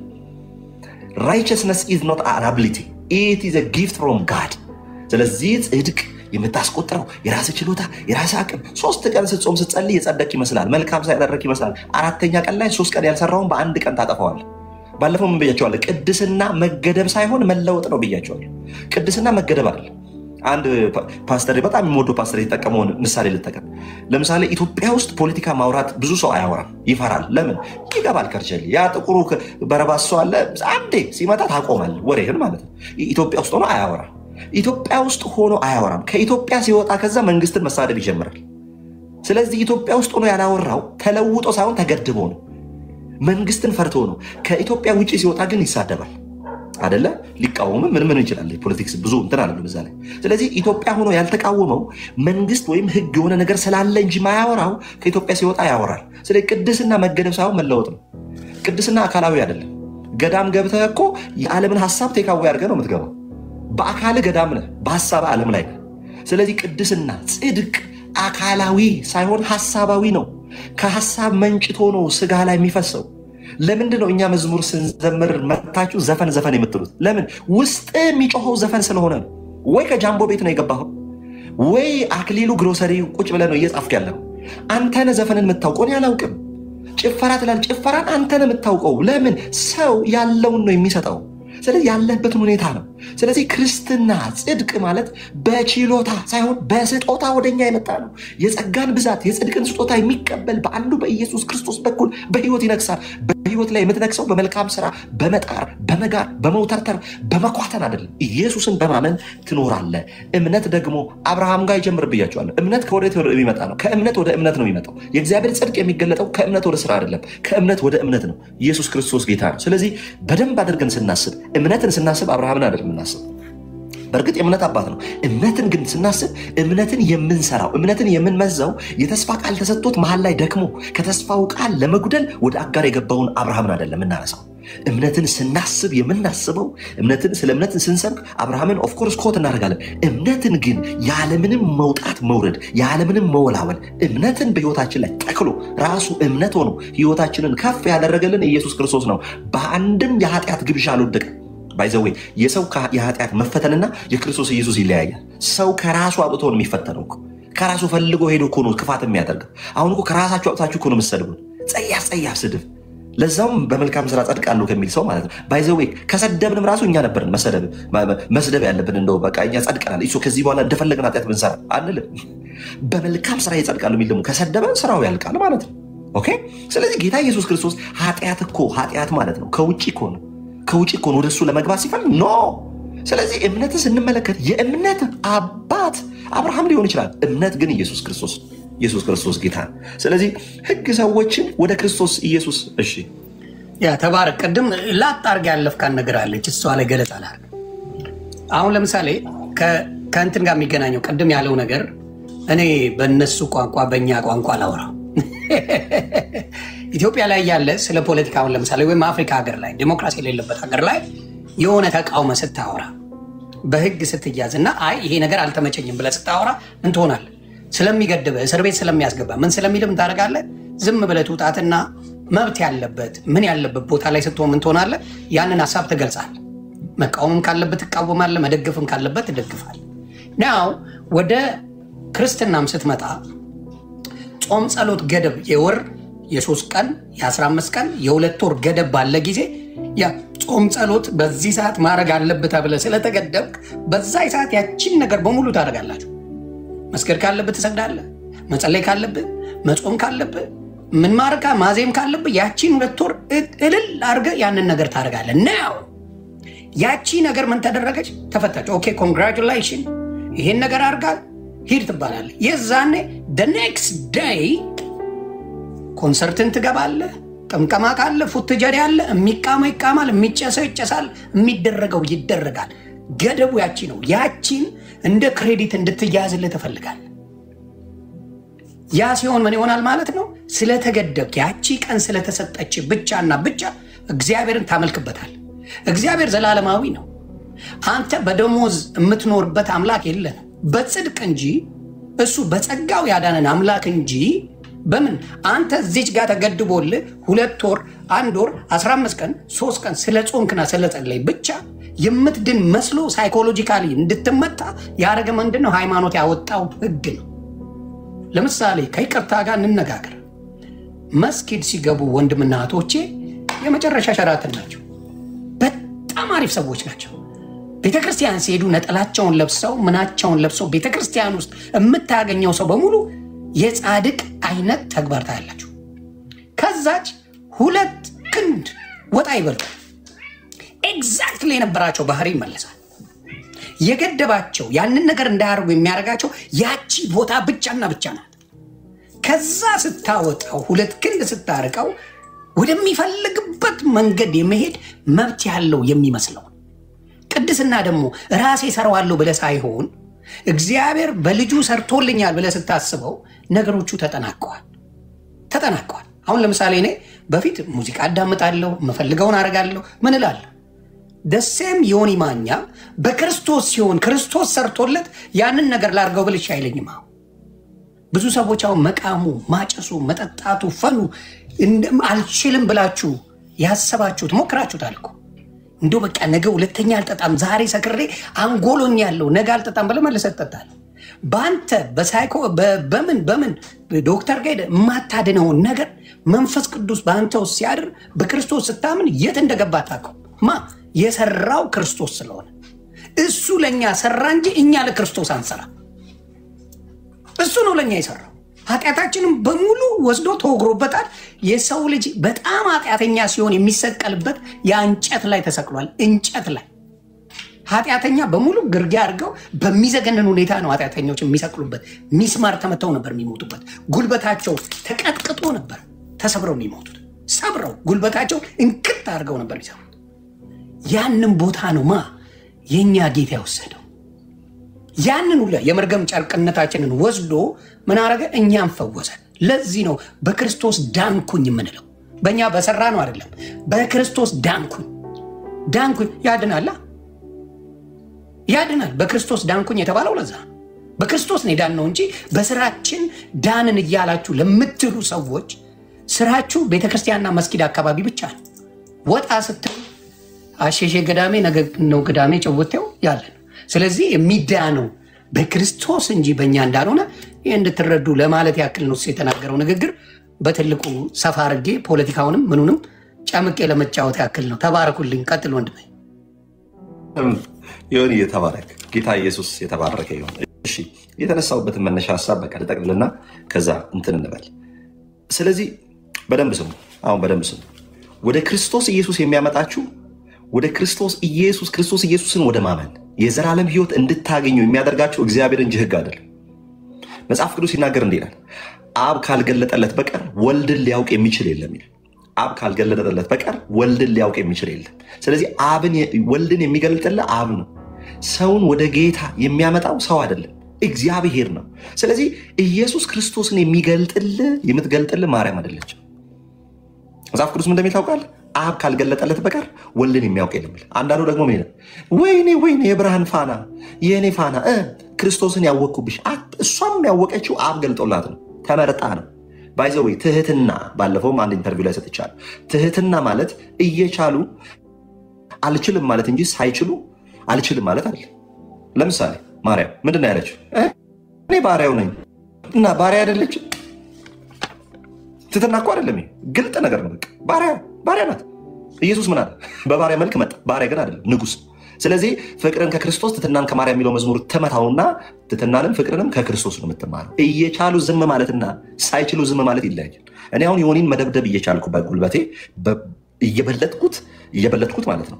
አይ ብዬ ከተውኩት ትህትና ይባላል። ሳልችል ብታገሰው ትህትና አይባልም፣ ቀን መጠበቅ ነው። ስለዚህ ወልድን ኢየሱስ ክርስቶስን የሚገልጥልን አብ እንጂ ፍጡራን አይደለም። ጳውሎስ ራሱ አይገልጥልን። ጳውሎስ ስለ ኢየሱስ ይነግራል። ጳውሎስ የነገረህን ደግሞ መንፈስ ቅዱስ አብርሆት ይሰጠዋል። ሪቨሌሽን ብርሃን ይሰጠዋል። ከዛስ እንድትቀበለው ያደርጋል። ስለዚህ ክርስትና በእውነት ቃል ስብከት የተቀበልነው እንጂ በስንዴ የተቀበልነው አይደለም። ክርስትና በስንዴ ሳይሆን በእውነት ቃል ስብከት ወደኛ ይመጣል። በስንዴ ቢባል ብራዘር ቁጥር 1 ተሰላፊ አንተ ነበርክ አይደለም። በስንዴ በ1000 ዓመት ይገባል ቢባል አንተ ቁጥር 1 አንተ ነበር የምትቀበለው። በእውነት ቃል ስብከት ክርስትና ወደኛ መጥቷል። ኢየሱስ ክርስቶስ ጌታ ነው።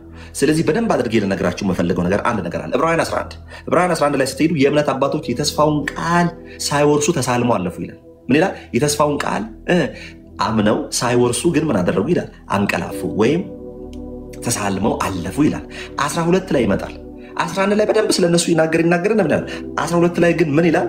ዋናው የእምነታችን ጀማሪና ፈጻሚ ነው። እርሱ ማን ነው? ክርስቶስ ኢየሱስ ነው። እነርሱ ሳይወርሱ ነው ያለፉት። ለምን? በመልካም ስራ ቢሆን አብርሃም ይጸድቅ ነበር። ኢቭን ኢፍ አልጸደቀም። የሚገርም ለምን? ኢየሱስ ደም ማፍሰስ አለበት። የፈለገ መልካም ቢሆን ዳዊት፣ የፈለገ ሰለሞን መልካም ሰው ቢሆን፣ የፈለገ አብርሃም መልካም ሰው ቢሆን በመልካም ስራው አይጸድቅም።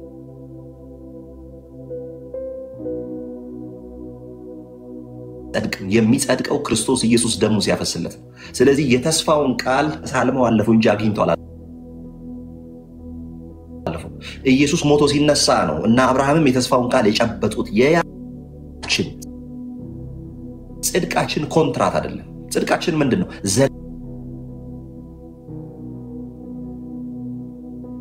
ለዓለማዊ ነው።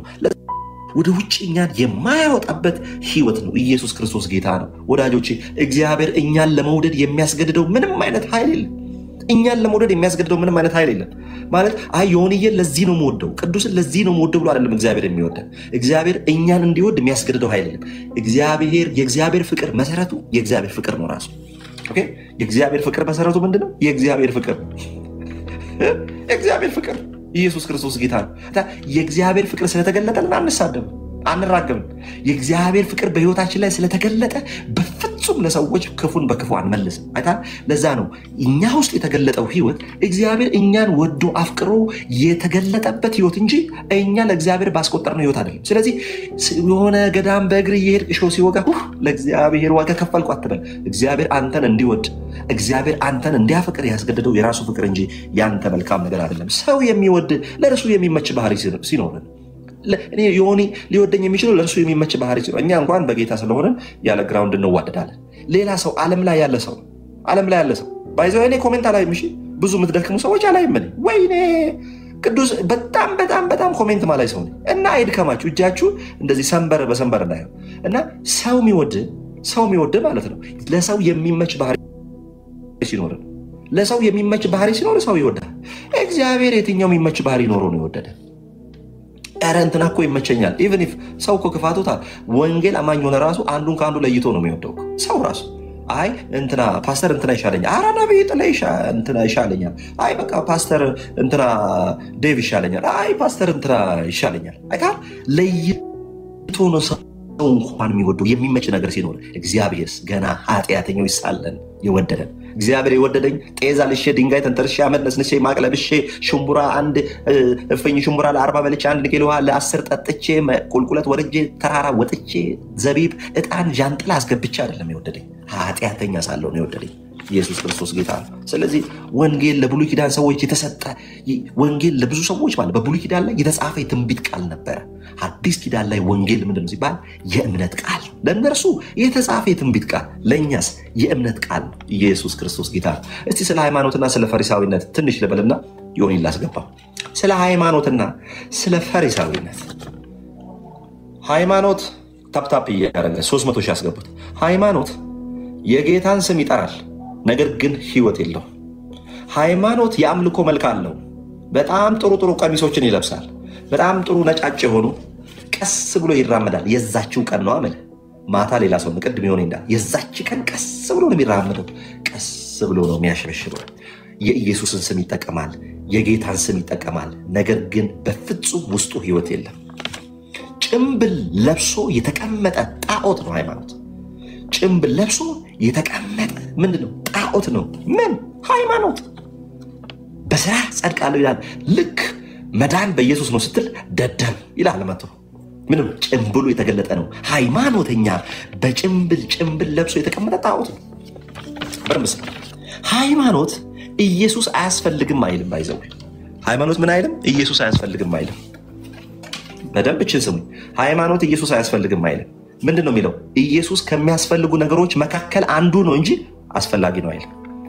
እኛ ምንድን ነው የምንለው? ጂሰስ ኢዝ ሞር ዛን ኢናፍ። ኢየሱስ በቂ ከበቂም በላይ ነው።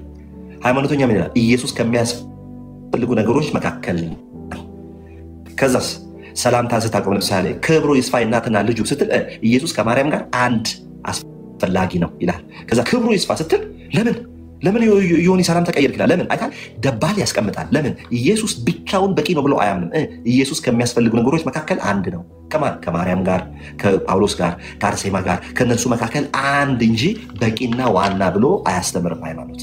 እኛ ደግሞ ምን እንላለን? ኢየሱስ ብቻውን በቂ ነው። ኢየሱስ ሲደመር ምንም ነገር ይሆናል፣ ሁሉ ነገር። ብቻውን ኢየሱስ በቂ ነው። አባት፣ የአባትነት ፍቅር አታል፣ ኢየሱስ አባት ነው።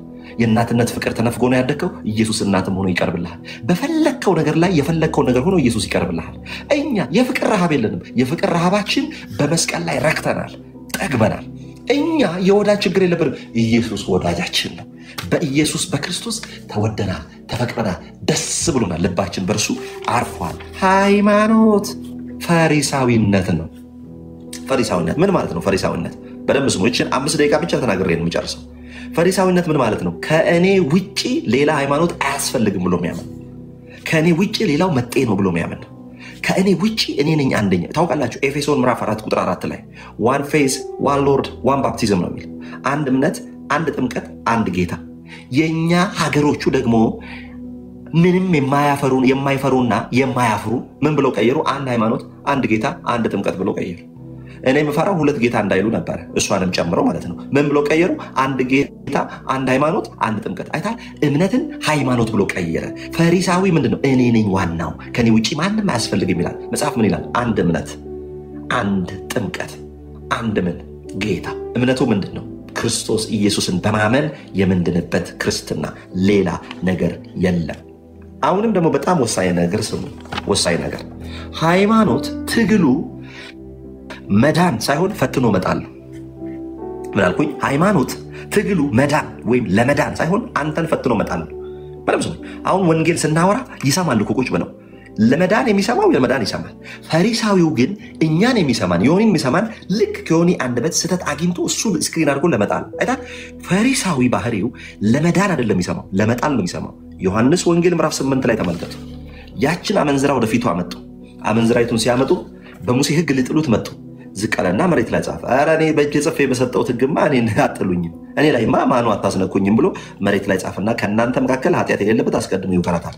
ሁሉም ተበተኑ። ሀሳባቸው ምን ነበረ? የሙሴን ሕግ ጠቅሶ መጣል ነው። አሁንም እነኚህ ሃይማኖተኞች የሚሰሟችሁ እናንተን ለመጣል እንጂ ለመዳን አይደለም። ለዛ መጽሐፍ ቅዱስ የሚናገረው ምንድን ነው የሚለው? ለሚወዱን የህይወት ሽታ፣ ለሚጠሉን የሞት ሽታ። እነግርሃለሁ በኢየሱስ ክርስቶስ ብቸኛ አዳኝነት እስካላመንክ ድረስ የቱንም መልካም ሰው ብትሆን፣ የቱንም ገዳም ብትዞር፣ የቱንም ምድር ላይ አለ የተባለ መልካም ስራ ብትሰራ በክርስቶስ ኢየሱስ ካላመንክ የዘላለም ህይወት የለህም። ጨለማ ውስጥ ነህ እያስቀደስክ፣ ጨለማ ውስጥ ነህ ሻማ እየሰጠ፣ ጨለማ ውስጥ ነህ ዘቢብ ዕጣን እየሰጠ፣ ጨለማ ውስጥ ነህ መካ መዲና ሄደህ እየሰገድክ፣ ጨለማ ውስጥ ነህ ሀጅ እያደረግክ፣ ጨለማ ውስጥ ነህ በክርስቶስ እስካልዳንክ ድረስ የዘላለም ህይወት። እኔ ቆይ ሙስሊሞችን አንድ ጥያቄ ልጠይቅ። አንዱ ሙስሊም ምን አለ? እኔ የተወለደ ሰው የሆነ ወንድ የሆነ አምላክ አላመልክም አለ።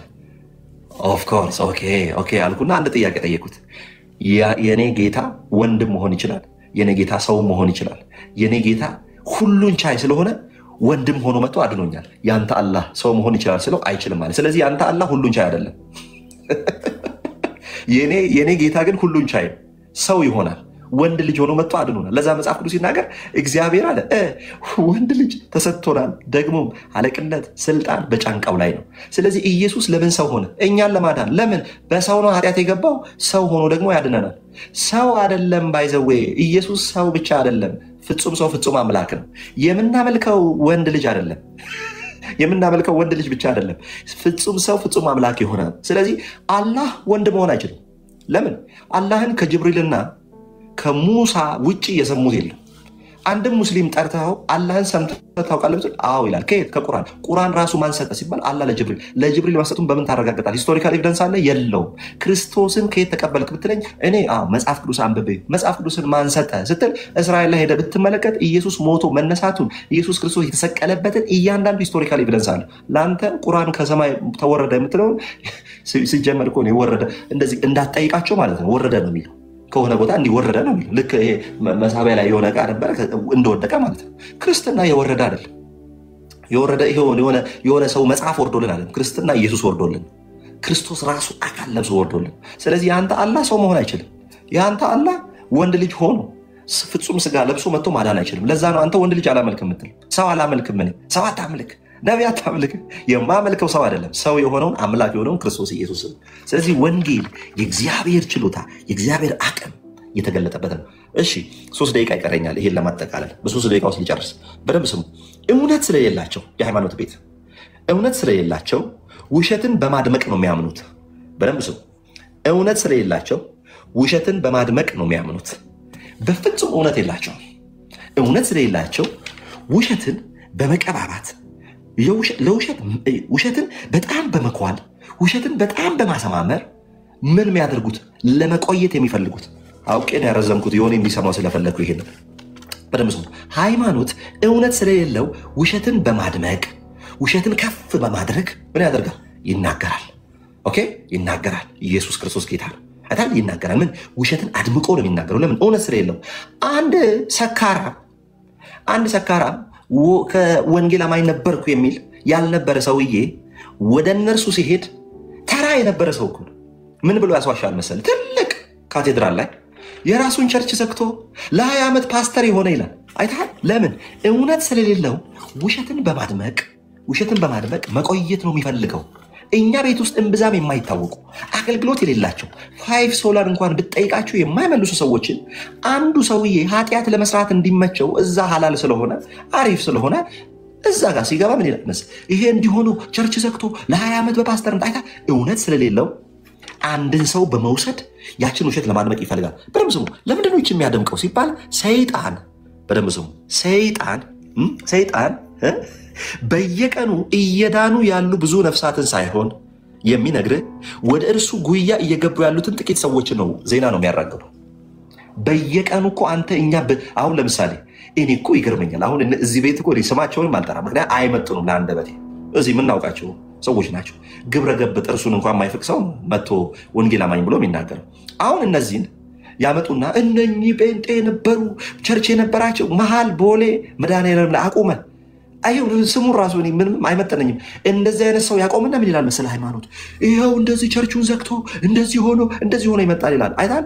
ግንስ በየቀኑ አዲስ አበባ ብቻ 3000 ሰው ጴንጤ ይሆናል። ከኦርቶዶክስ ወደ ወንጌል አማኝነት ይመጣል። በስታቲስቲክስ ማለት ነው። በየቀኑ ማለት ነው። ያችን አያወራም።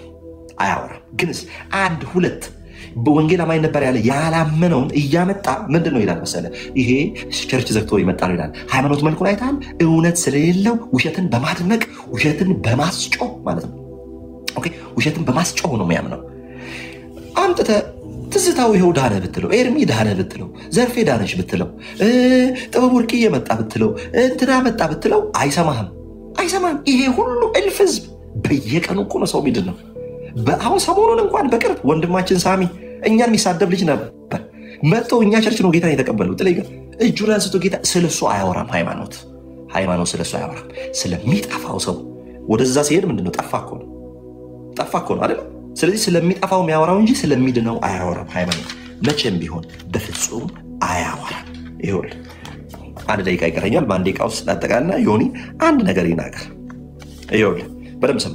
ፈሪሳዊነት ወይም ሃይማኖት ምን ማለት እንደሆነ ህይወት ከሌለው ነገር ተነስቶ፣ በደምብ ስማኝ፣ ህይወት ከሌለው ነገር ተነስቶ የሚንቀሳቀስ የድርጊት ሃይማኖት ነው። ፎከስ የሚያደርገው ድርጊት ላይ ነው። አለባበስ ላይ፣ አሸባሸብ፣ ሽብሸባ፣ አረማመድ፣ የሆነ ሰልፍ እንደ ኮሚኒስት ፓርቲ እንደ ቻይና ወታደር መስቀል አደባባይ ላይ ወጣ። አያው ሞገሱን፣ ያው ውበቱን፣ ነጩን ምናምን ይላል። አይታል? ከሞተ ነገር ተነስቶ ነው ራሱን ሊያቆም ይፈልገው። ምንድነው? በሽብሸባ ሰልፍ አብሮ በመግባት ወታደርም አለ አባት ይሰለፋል። ወታደርን ምርጥ ነጠላ ብታለፉ ተሰብስቦ በደንብ በሰልፍ ሊያሸበሽብል ይችላል። ህይወት ከውጪ አይጀመርም። ጌታ ኢየሱስ ምንድን ነው ያለው? የወጭቱን የውስጡን እንጂ የውጭውን ሳይሆን የውስጡን አጥሮት ነው ያለው። ህይወት ከውስጥ የሚጀምር ነው። የሚኖር ህይወት ነው ክርስትና። የምናሳየው ቲያትር ቤት አይደለም። ክርስትና ቲያትር ቤት አይደለም። እችን ተናግሬ ይጨርስ። ባለፈው በጣም ታዋቂ የሆነ ሰው አለ እና በጣም ታዋቂ ሰው ነው። ባለፈው አልኩኝ የዛሬ 6-7 ዓመት እና እኔ ሲኒማ አምፒር ፊልም አይቼ እየመጣው ነው እና ፊልሙ ምንድነው? በጣም ባለሀብት የሆነ ሰውዬ ሆኖ ነው የተወነው። ስሙን ሜንሽን አላደረግም። በጣም ሀብታም ሆኖ ነው የተወነው። ሲኒማ አምፒር አይቼ መጥቼ ሰሚት አካባቢ ነው የተባበሩት ጋር ታክሲ ውስጥ ልገባ ስል ያ ሀብታም ሆኖ የተወነው ሰው ማለት ነው ዮኒ ይጋፋኛል አብሮ ማለት ነው ለመግባት። ከዛ በጣም ነው ደነገጥኩት። ዞር ብዬ ሳየው ቅድም ፊልሙ ላይ ሲኒማ አምፒር እና ቅድም ፊልሙ ላይ ሲኒማ አምፒር ሳይ በጣም ሀብታም ሆኖ የሰራው ሰውዬ አብሮኝ ታክሲ ውስጥ ሲጋፋ አየሁት። ከዛ ምን ትዝ እንዳለኝ ታውቃለህ? ሃይማኖት ተዋይ ነው የሚተውን። መጽሐፍ ቅዱስ ግብዝ የሚለውን በግሪኮ ባይዘው ተዋናይ ነው የሚለው። ሀብታም ሆኖ ይተውን፣ ከዛ ድሃ ነው አይታል ይተውናል። ጥምቀት ዕለት ቀስ አድርጎ ይተውናል። ማታ ጠብቀው ሌላ ቦታ ነው። ስለዚህ አሁን ይሄንን ስድብ ነው አይደለም፣ የምትኖረውን ህይወት ነው የምነግርህ። የምትኖረውን ህይወት እኛ ቤትም ካላችሁ የጌታ ኢየሱስ ስም እንዲነቀፍ ምክንያት እየሆናችሁ ያላችሁም ሰዎች ካላችሁ ክርስትና የምናስመስልበት ቲያትር ቤት ሳይሆን የምንሰራበት ጋራጅ ናት ቤተክርስቲያን። ደግሜ ይህን ተናግሬ ልጨርስ። ክርስትና የምናስመስልበት የምንተውንበት ቤተክርስቲያን የምንተውንበት ቤት አይደለችም። ከደከምንም ኃጢአት ውስጥንም ካለን የምንሰራባት ጋራጅ ናት። እኔ አንድ ጸሎት ሁሌ ጸልያለሁ። ጌታ ሆይ ስምህ በእኔ እንዳይሰደብ ጠብቀኝ። እኔ ስለ ስምህ ብሰደብ ብርቄ ነው፣ ድንቅ ነው ለእኔ። በእኔ ምክንያት ግን ስምህ እንዳይሰደብ፣ ብዙዎች ሰዎች ወደ ክርስትና እንዳይመጡ፣ ወደ ክርስቶስ ቤት እንዳይመጡ፣ ዘማሪዎች፣ ሙዚቀኞች፣ ሰባኪዎች፣ ብዙዎቻችን ሁላችንም ጭምር የክርስቶስ ኢየሱስ ስም መሰደቢያ አድርገን ሰዎች ወደ ጌታ እንዳይመጡ ምክንያት እንዳንሆን እግዚአብሔር ይርዳል። ስለዚህ ስጨርስ እንደዚህ እላለሁ፣ በወንጌል አላፍርም። ለምን? ወንጌል ሰብኬው ያድናል ብዬ አድኖ አይቻልም። እኔን አድኖ አይቻልም። በመልካም ስራ መቼም አትጸድቅም ወዳጅ። ይሄ ማጠቃላይ ከዚህ በኋላ ምንም አልናገርም። በመልካም ስራ አትጸድቅም። በፍጹም ልትጸድቅ አትችልም። ለምን? እያየን ነው። በሀሳብ ኃጢአት ማድረግ የለብን። ባይዘው በመልካም ስራ ይጸድቃለሁ የሚል ሰው እግዚአብሔር ያለው አይነት ጽድቅ ነው ሊኖረው የሚገባው። እግዚአብሔር ያለው መልካም ማንነት ነው ሊኖረው የሚገባው። ኦኬ። ስለዚህ አንተ እንኳን ለእግዚአብሔር ለሰው የሚመች ነገር የለም። ሁላችሁም እስቲ ወንጌል አማኞች አንድ ደቂቃ ልስጣችሁ። ኮሜንቱን አጥለቅልቁት። በወንጌል አላፍርም እያላችሁ ጻፉ። በወንጌል አላፍርም። በጌታ በኢየሱስ ስም ጸልይላችኋለሁ። በጌታ በኢየሱስ ክርስቶስ ስምና ስልጣን ጸልይላችኋለሁ። ወንጌል የመመስከር መንፈስ ያገኛችሁ፣ ማንንም የማትፈሩበት፣ ማንም ጫፍህን አይነካም። ቢነካም ለጌታ ነው። ወንጌል ተናገር፣ እንዳትፈራ። ፊቱን ቢከሰክስብህ፣ አብዮታዊ ግንባር ቢያደርግብህ ማንንም እንዳትፈራ። እንገላለን ኢትዮጵያ ስትገባ ያለ ሰውዬ ኮሜንት ላይ ነው። ማንም መጥቶ አይነካም። ቢነካስ ለእግዚአብሔር ክብር ነው። መጠጥ ቤት ተደባድበት ታስረሃል። ብዙዎች እኮ ፎቶ ተቀደደ ብለው ሰው ቤት ገብተው ሰው ቤት የሰው መብት ጥሶ ምስኪን እናት ቤት ገብቶ እኮ ታስሮ ለወንጌል ታሰርኩ ይላል እኮ ሰው።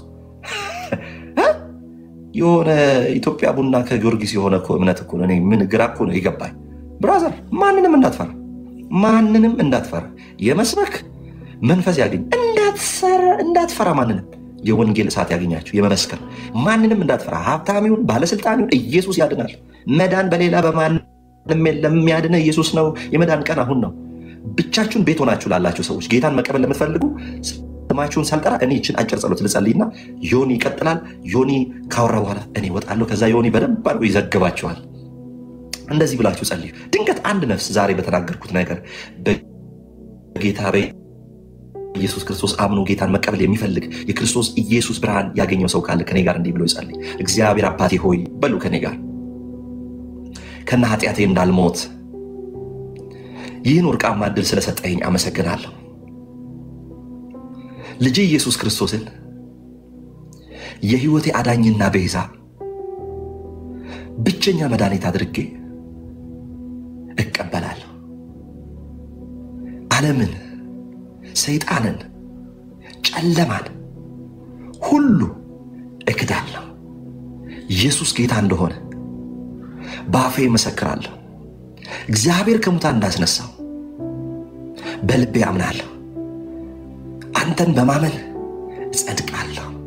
ስሜን በሕይወት መዝገብ ላይ ጻፍልኝ። ልጅ አድርገህ ተቀበለኝ። ልጅ አድርገህ ስለተቀበልከኝ አመሰግናለሁ። በአብ በወልድ በመንፈስ ቅዱስ አንድ አምላክ አሜን። ይሄንን ጸሎት ከኛ ጋር የጸለያችሁ ሰዎች ጌታ ኢየሱስ ክርስቶስን የግል አዳኝ አድርጋችሁ መቀበል የምትፈልጉ ኢየሱስን የህይወታችሁ ጌታ አድርጋችሁ መቀበል የምትፈልጉ በውስጥ መስመር ለኔም ለዮኒ ጻፉ።